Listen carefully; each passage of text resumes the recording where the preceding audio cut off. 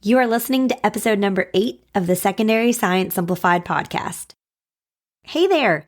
One of the topics I get asked the most questions about in my DMs and my email inbox is how on earth to do all of the things you want to do as secondary science teachers when balancing multiple preps. So this month will be entirely dedicated to just that, to serving you with simple strategies for balancing all of the preps. In this episode specifically, we are going to talk about where you need to focus your energy, particularly if you have 3 or more preps this school year.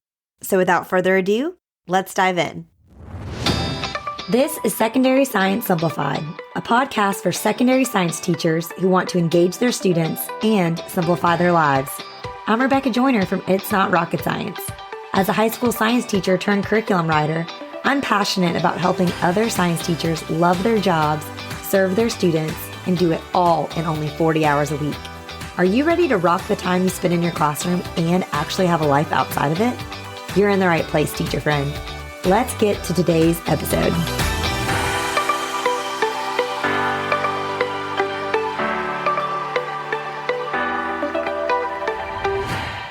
Now, before we get started, I wanted to let you, my beloved podcast listeners, know about some free resources I just made for my email list.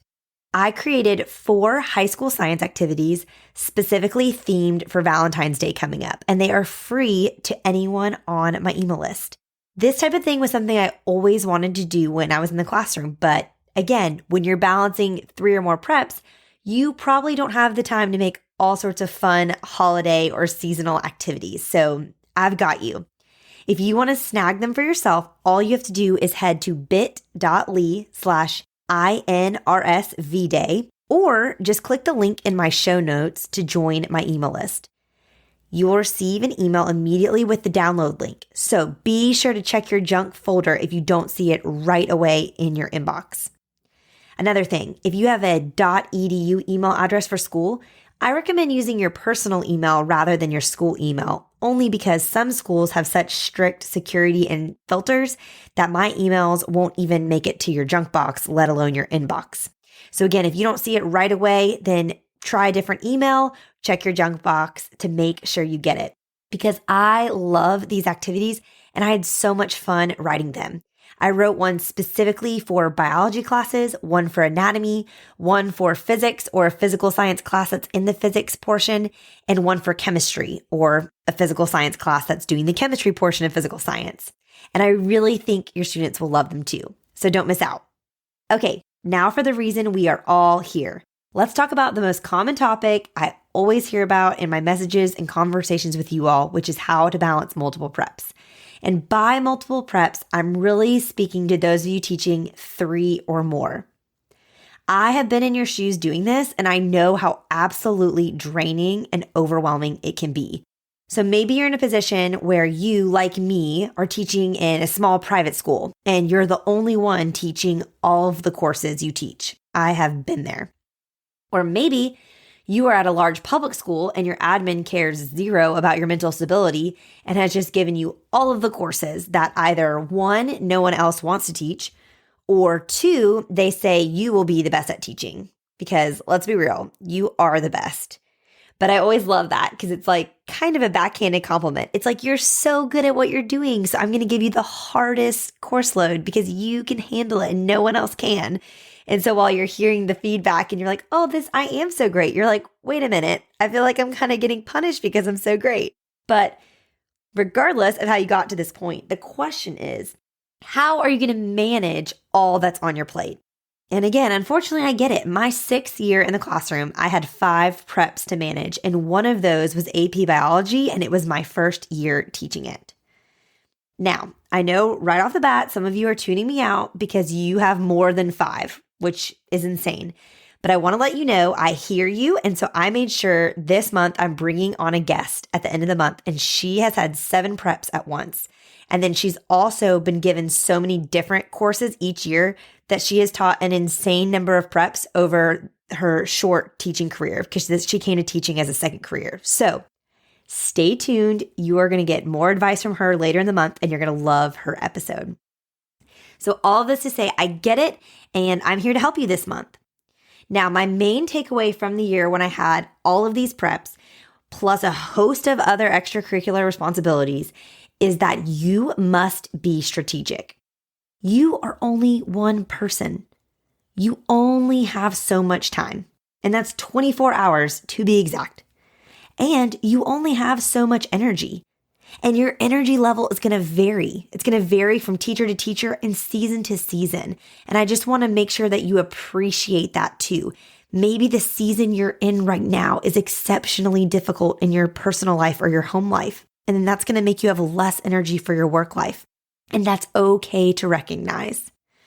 We just need to be strategic with how then we are going to steward that time and that energy, no matter how much it is or isn't. Because I can tell you one thing for sure.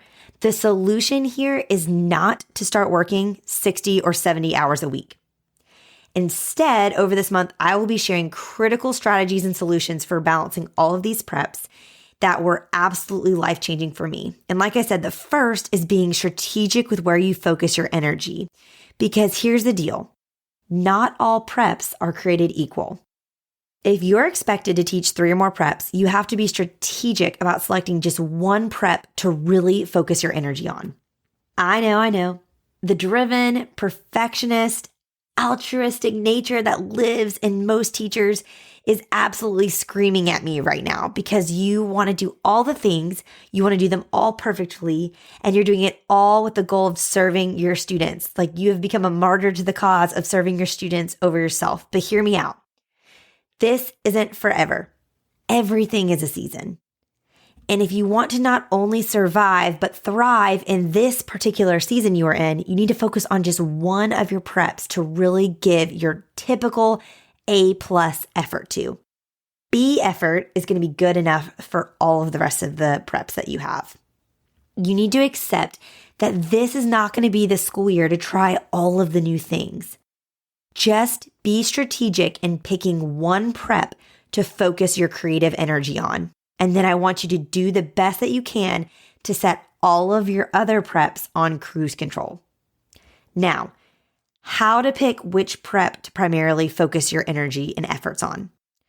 I think the easiest way to make this decision is to say, okay, if you teach an AP course, that's going to be your primary focus. Or if you are teaching a course for the first time. Another factor you might consider is what's the course you're most excited about? Maybe you have been waiting to teach anatomy for the last 4 years and you finally got it. This might be the course that you're going to focus most of your energy on. Or the course you have a standardized state EOC exam in. That would be a great course to make your primary focus. No matter your reason, all of these are great reasons to choose the one course you want to be strategically focused on. Now, you might be thinking, but Rebecca, what if I teach AP biology, so I really want to focus on that, and I teach the state EOC biology 1 course, so I need to focus on that, and I'm teaching chemistry for the first time, so I want to focus on that, and I have this elective, I've been waiting forever to teach forensics, so I want to focus on that, and I know, I have been there, I'm telling you. Like I said, the first year I had 5 preps. I had AP biology as one of those, and it was my first time teaching it. And I was teaching biology 1, which was a state EOC, as another of the 5 preps. So I get it. How are you possibly to decide? Here is what I took into consideration and what I would urge you to take into consideration. The classes that you have the most experience in are the easiest to put on autopilot. So by year 6, I had been teaching biology 1 for 6 years. And yes, while it was a state EOC course, I had the most experience teaching it. My undergraduate degree, one of them was in biology.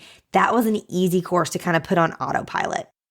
Another thing to consider, the classes another teacher may teach also, because these classes allow for collaboration and sharing lesson plans, which will help lighten your load.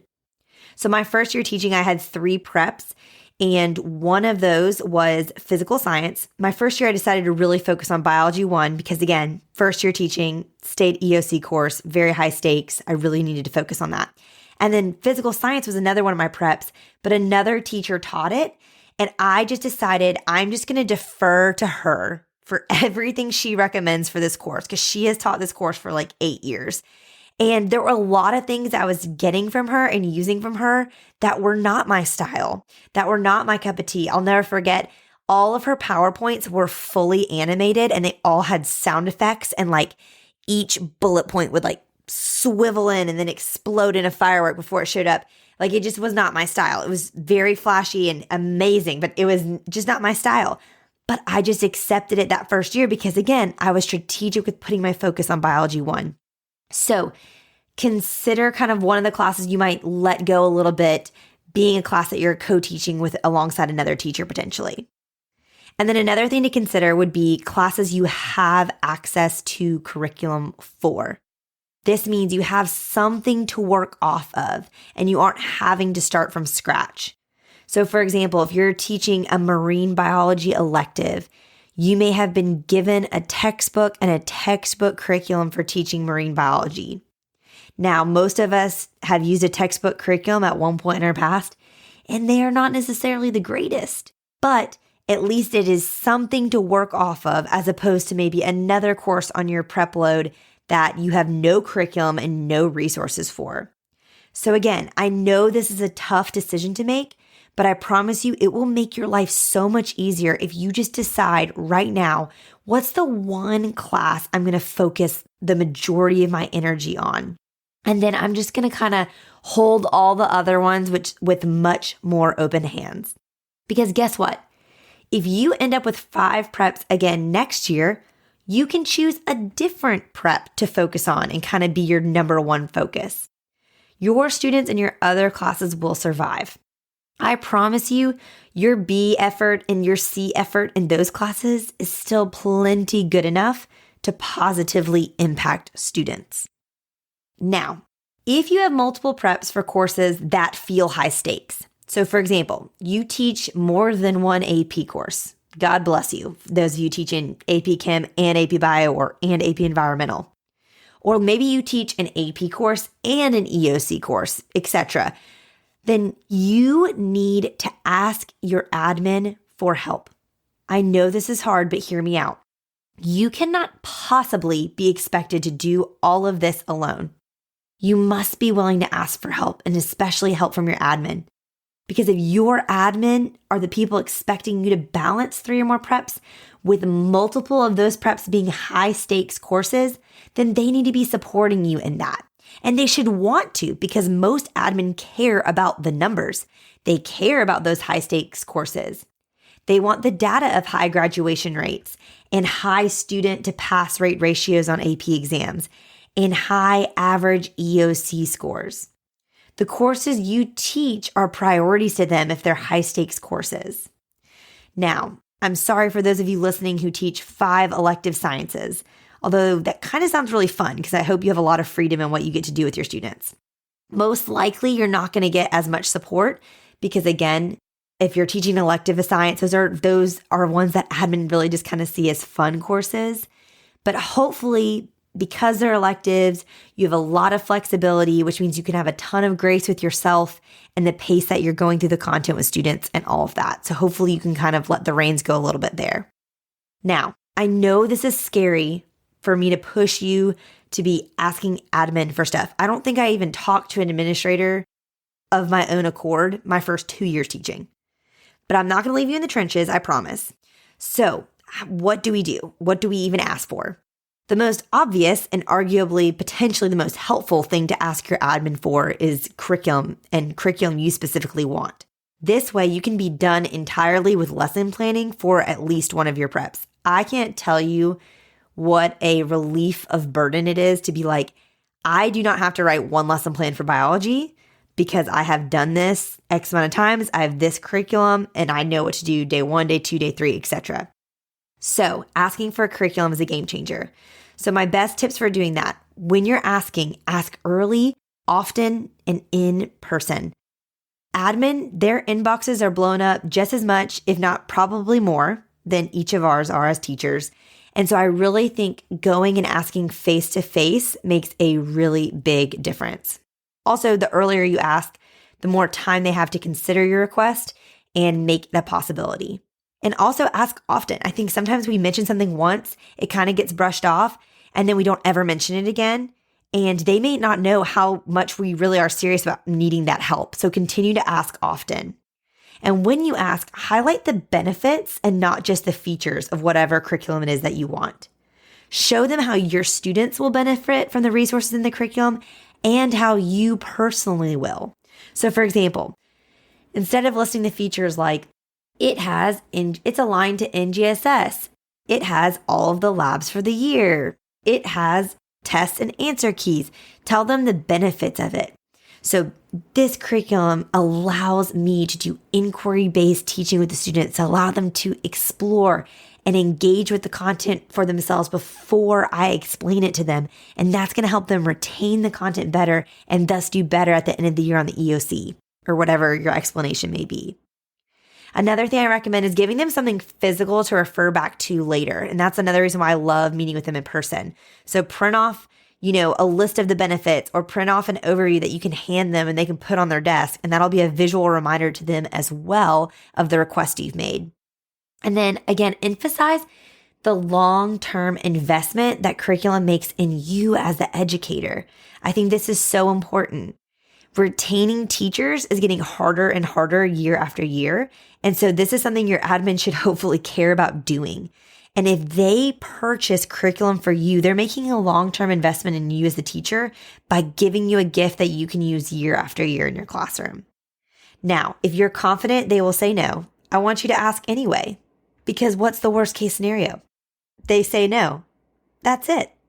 Now, best case scenario is they say yes, or they can offer you something else that could still be helpful.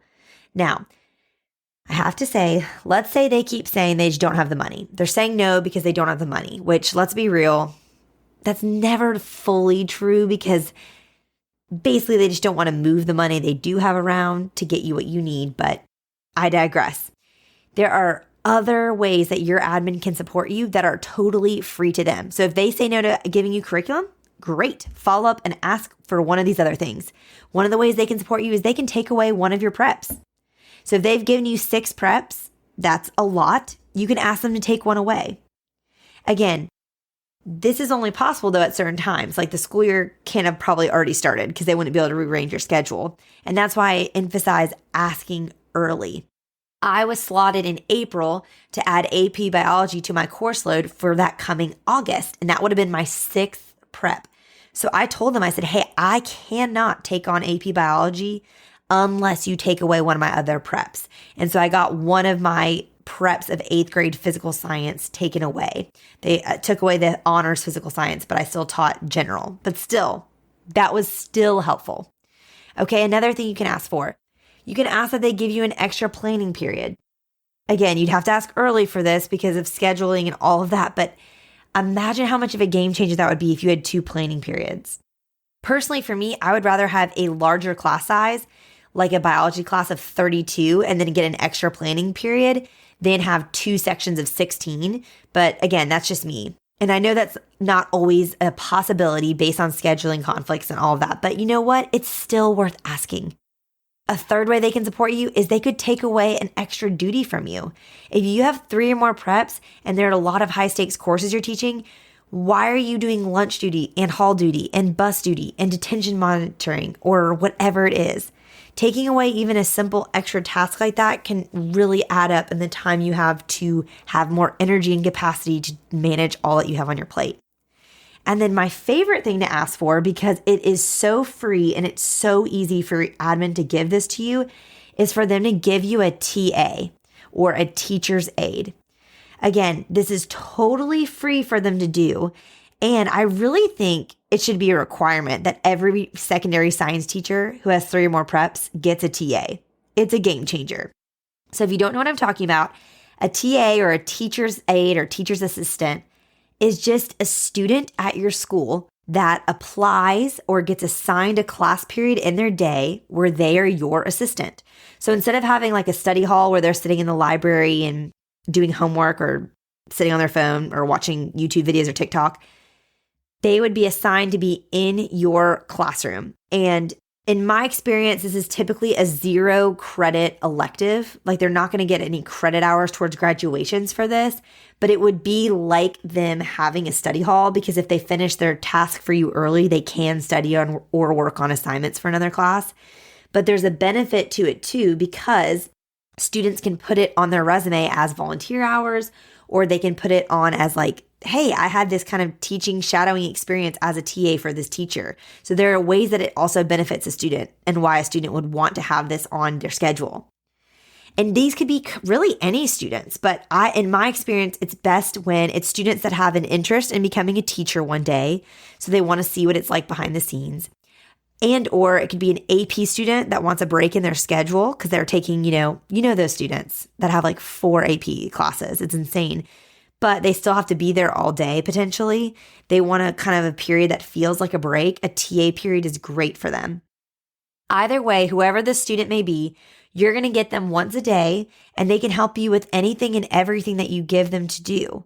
So some of the tasks I reserved for my TA included making copies of my student packets, which packets are an organizational tool I use for my resources, which basically include everything we use the entire unit except for tests. So I never made copies of those.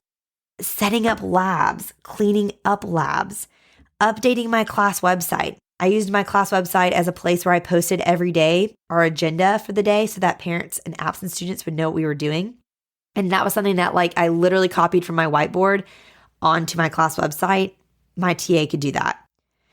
If you had a student that's gifted in your science or your subject that you're teaching, they could test out labs and activities. So if you find something, say, hey, test this out. Of course, if there's not going to be safety concerns with it, just to see if it'll work for me before I do it with my other students. Also, they can help provide support for students during class. So let's say you have a TA during your physical science course. If that TA is strong in that subject material, because our TAs were always upperclassmen, so they would have definitely been strong in algebra. They would have taken physical science years before. They can kind of walk around and help students that are struggling with the content. That is such a game changer. My favorite is the year I had an old AP Bio student in a Biology 1 class with me. It was so helpful to have them there.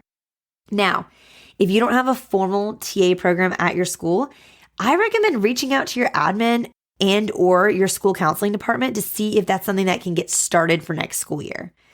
And if not, if they're like, hey, we are not putting this into play, despite all those benefits I just listed, see if you can find a student you've had before who's maybe looking for volunteer hours or wants to become a teacher and just say, hey, Casey, would you be willing to stay after school 1, maybe 2 days a week, or they can come early in the morning, whatever works best for you and them. And just ask them if they'd be willing to come help.